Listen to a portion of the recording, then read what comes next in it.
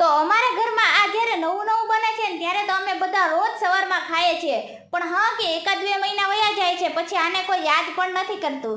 સાચી વાત, હું યાદ કરું છું અથાણાને, અને હું અત્યારે વાત પણ અથાણાની જ કરું છું. તો અથાણાની સિઝન આવી ગઈ છે એટલે અમે કેરીને તો પહેલાં જ બોળીને મૂકી દીધી હતી, એટલે આજે અમે બનાવવાના હતા હવે જ. તો એના માટે તેલ ગરમ કરી લીધું હતું.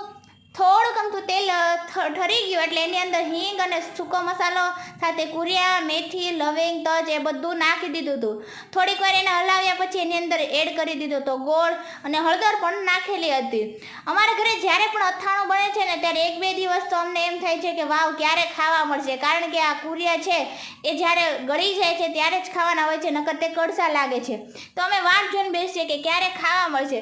પણ જ્યારે અમે પછી આને ખાવાની શરૂઆત કરીએ છીએ ત્યારે રોજ સવારમાં અમે ભાખરી સાથે ખાઈએ છીએ, પણ એક બે મહિના પછી તો આને કોઈ યાદ પણ નથી કરતું, પછી તરત અમને તિખારી યાદ આવી જાય.